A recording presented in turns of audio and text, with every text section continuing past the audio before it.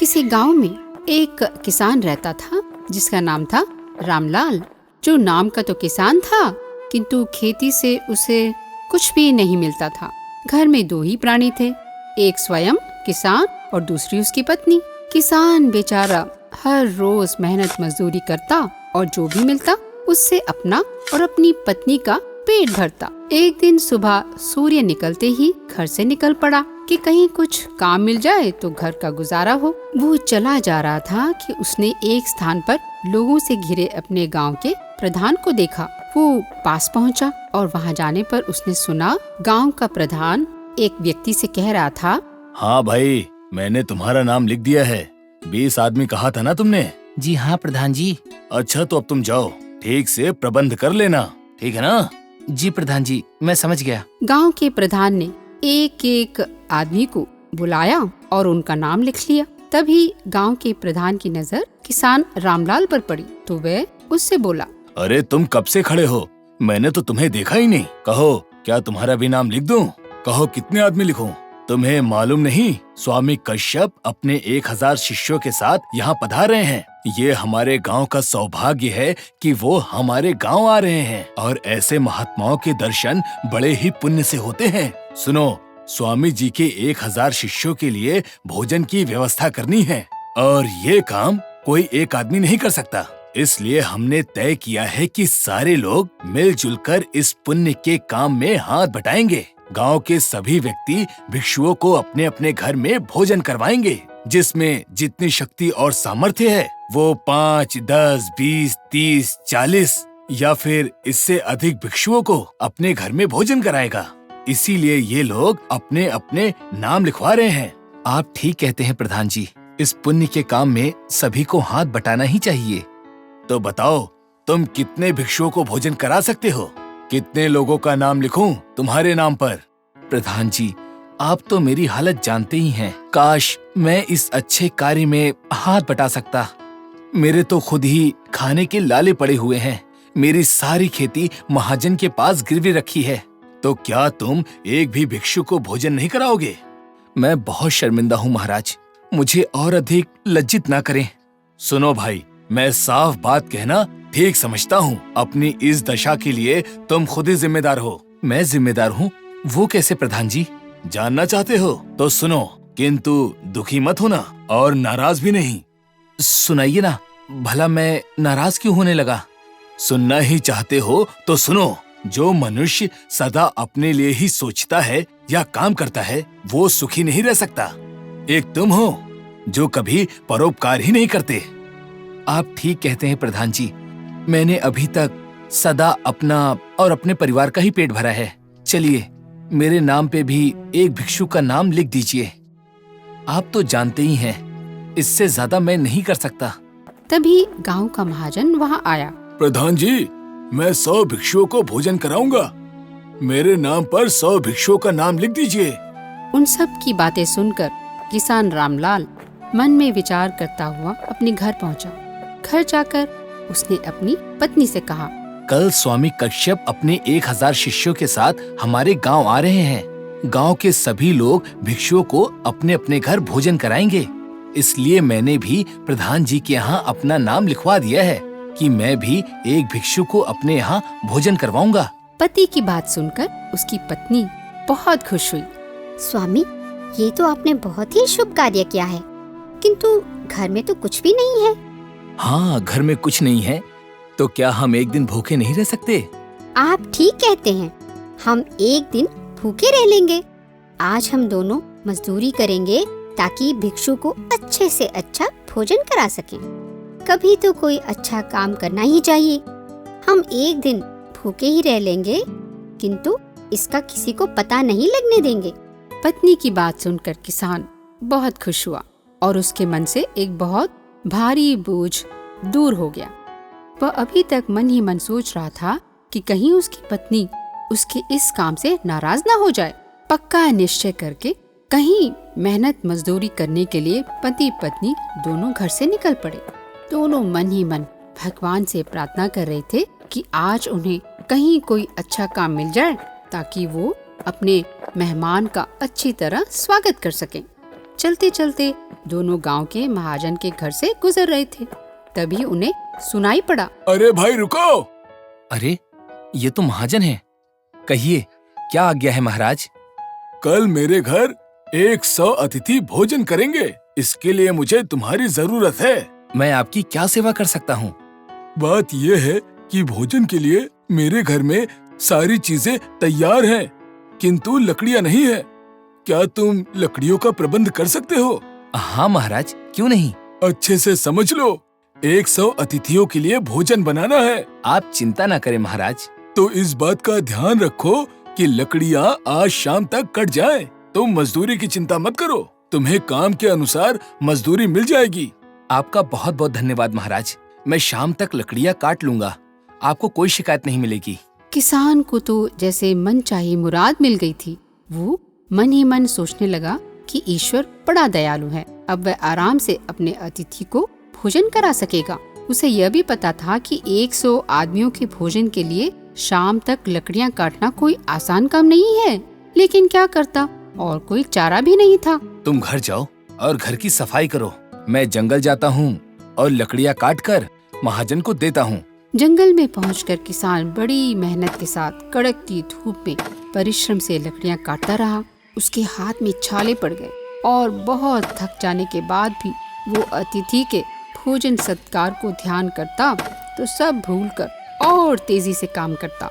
अपनी मेहनत से पूरी कटी हुई लकड़ियों के ढेर को देखकर उसको भारी संतोष हुआ और थोड़ा आराम करने के लिए लेट गया। महाजन दिन में किसान को लकड़ियां काटते देख चुका था। उसके परिश्रम को देखकर वो मन ही मन बहुत खुश हुआ। शाम को जब किसान उसके घर आया, महाराज मैंने लकड़ियाँ काट ली हैं। मुझे आशा है कि ये कम नहीं पड़ेंगी। आप चाहें तो देख सकते हैं। देखने की कोई जरूरत नहीं है रामलाल, मैं पहले ही देख चुका हूँ। तुम बहुत परिश्रमी हो। तुमने जितना काम एक दिन में कर दिखाया उतना 10 आदमी भी नहीं कर सकते। मैं तुम्हारे काम से बहुत खुश हूँ। धन्यवाद महाराज। धन्यवाद तो मुझे कहना चाहिए। तुमने मेरी बहुत बड़ी समस्या जो दूर कर दी। तुम्हें इसकी मजदूरी में 1 टोकरी भर के चावल मिलेंगे और साथ में बहुत सारे फल और सब्जियां भी, जिससे तुम अपने अतिथि को अच्छे से भोजन करा सको और साथ ही तुम भी कई दिनों तक अच्छे से भोजन कर सको। अरे सेवक, जाओ 1 बड़ी टोकरी भर के चावल लेकर आओ और साथ में सब्जियां और फल भी। जी अच्छा हुजूर, मैं अभी लेकर आता हूँ। ये लो किसान रामलाल, ये तुम्हारी मजदूरी है, रख लो। और ये तुम्हारे परिश्रम का फल भी है। क्या सोच रहे हो? ले लो, जो मेहनत की है उसी की मजदूरी दे रहा हूँ मैं। किंतु महाराज ये तो बहुत अधिक है। ले लो, तुमने मेहनत की है, ये मैं अपनी खुशी से दे रहा हूँ। और तुम भी तो कल भिक्षु को भोजन करवा रहे हो, किसी भी प्रकार की कमी नहीं होनी चाहिए। फिर भी महाराज। फिर कुछ नहीं, समझ लो जिन भिक्षु को तुम भोजन करवा रहे हो ये उसी के भाग्य का है, क्योंकि दाने दाने पर खाने वाले का नाम लिखा होता है। किसान ने टोकरी सिर पर रखी और सब्जियों आदि की पोटली बांधी और घर की ओर चल पड़ा। अब उसकी चिंता मिट चुकी थी। सारा सामान लेकर जब वो घर पहुंचा तो उसे देखकर उसकी पत्नी की खुशी की सीमा न रही। वह भी अभी तक इसी चिंता में डूबी थी कि कल अतिथि के भोजन का क्या होगा, क्योंकि वो भी अतिथि को भगवान का रूप ही समझती थी। इतने सारे चावल देखकर उसकी सारी चिंता दूर हो गई। कुछ देर बाद वो पति से बोली, बहुत मेहनत करनी पड़ी क्या? थक गए होंगे। अरे तुम्हारे हाथों में तो छाले पड़ गए हैं। नहीं, कोई बात नहीं। थकान और छालों की चिंता मत करो, वो तो 1-2 दिन में ठीक हो जाएंगे। भगवान जो भी करते हैं भले के लिए ही करते हैं। बस भोजन करने के बाद हमारा मेहमान खुश हो जाए, इससे मेरी सारी मेहनत सफल हो जाएगी। आप चिंता न करें, यह सब देखना मेरा काम है। आप थक गए हैं, सुबह से कुछ खाया भी नहीं है। चलिए खाना खा लीजिए और सब कामों के बारे में सुबह सोचेंगे। सामान तो जुट ही गया है, रहा भोजन तैयार करना वो मैं कर लूंगी। भोजन करने के बाद दोनों पति पत्नी सो गए। दूसरे दिन सुबह जब वे उठे तो देखा एक आदमी बाहर खड़ा है। उसने किसान को प्रणाम किया। भैया माफ करना, मैंने आपको पहचाना नहीं। मैं पास के ही गांव में रहता हूँ और एक कुशल रसोइया हूँ। मेरे बनाए भोजन से किसी को कोई शिकायत नहीं होती। मुझे मालूम चला है कि आज आपके घर कोई मेहमान आने वाला है, तो मैंने सोचा आपको रसोइये की जरूरत होगी, इसलिए मैं चला आया। किंतु भैया, हम बहुत ही गरीब हैं। आपको शायद गलत फहमी हो गई है। यहाँ हम दोनों पति पत्नी ही रहते हैं और अपना भोजन हम खुद बना लेते हैं। और वैसे भी हमें भोजन बनाना ही कितना है, केवल एक ही मेहमान के लिए तो ना। तो कोई बात नहीं, वैसे भी आप लोग पुण्य का काम कर रहे हैं, उसके मैं आपसे कोई पैसा नहीं लूंगा।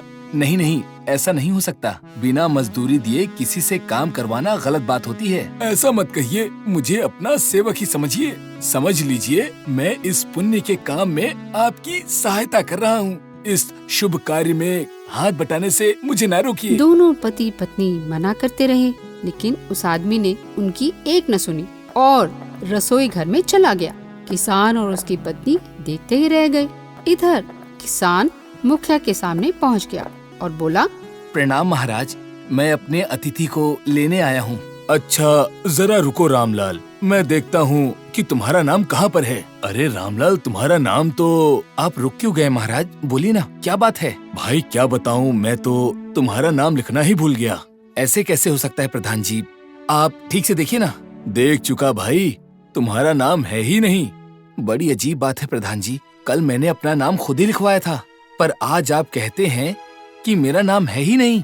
हाँ भाई, तुम सच कह रहे हो। मैंने ही तो तुम्हें अपना नाम लिखवाने की सलाह दी थी, पर मैं भूल गया। बताओ मैं क्या करूं? अब क्या होगा प्रधान जी, मुझे एक भिक्षुक दे दीजिए। मैं भोजन की तैयारी कर चुका हूँ। माफ करना भाई, पर अब कुछ नहीं हो सकता। सभी लोग या तो भिक्षुओं को ले जा चुके हैं या ले जाने के लिए खड़े हैं। बताओ, इसमें मैं कर ही क्या सकता हूँ? शायद तुम्हारे भाग्य में अतिथि को भोजन करवाना लिखा ही नहीं है, यही समझकर संतोष कर लो। प्रधान की बात सुनकर किसान रामलाल दुखी होकर लौट पड़ा। घर जा रहा था तो रास्ते में उसने देखा कि एक महाराज लोगों को उपदेश दे रहे थे। अचानक किसान रामलाल को एक बात सूझी। वो महाराज के पास गया और उसने उनसे प्रार्थना की। महाराज, मेरा दुख आप दूर कर सकते हैं। मैं बड़ी आशा लेकर आया हूँ। अरे दुखी मत हो, ये बताओ बात क्या है? संभव हुआ तो मैं जरूर करूँगा। भगवान, आप मेरे यहाँ भोजन करने आइए और मुझे आशीर्वाद दीजिए। बस केवल इतनी सी बात? ठीक है, हम तुम्हारे घर भोजन करेंगे। चलो, हम अभी तुम्हारे साथ तुम्हारे घर चलते हैं। इतना कहकर भिक्षु ने उपदेश देना बंद कर दिया और वो किसान रामलाल के साथ उसके घर चल पड़ा। किसान और उसकी पत्नी ने श्रद्धा और भक्ति के साथ उन्हें आसन पर बिठाया और भोजन की तैयारी की। इस दृश्य को देखकर पड़ोसियों को और कई लोगों को बहुत आश्चर्य हुआ। उनको अपनी आंखों पर विश्वास नहीं हुआ, क्योंकि किसान के पास कल तक तो कुछ भी नहीं था और आज वो एक भिक्षु को भोजन करा रहा है। जब स्वामी भोजन कर चुके तो उन्होंने किसान को आशीर्वाद दिया और बहुत से इनाम भी, और कहा, तुम महान हो किसान, और तुम्हारा मन भी पवित्र है। तुम परिश्रमी भी हो। जो परिश्रम करता है वो महान होता है। तुमने जो परिश्रम किया वो भगवान ने देखा है। किसान बहुत खुश हुआ और सभी गांव वाले उसकी प्रशंसा करने लगे। तभी गांव के महाजन वहां आ पहुँचे। किसान रामलाल, तुम्हारी भक्ति सच्ची थी। तुम परिश्रमी हो, इसीलिए तुम्हें सब कुछ मिला।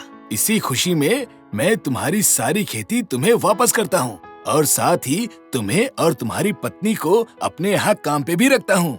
किसान उनकी बात सुनकर बहुत खुश हुआ और सबका आभार प्रकट करके उसने सबका धन्यवाद किया। स्वामी जी भी बहुत खुश थे। उसने किसान के सिर पर प्यार से हाथ रखा। इस तरह किसान अपनी गरीबी को दूर करके बाकी की जिंदगी अपनी पत्नी के साथ खुशी से गुजारने लगा।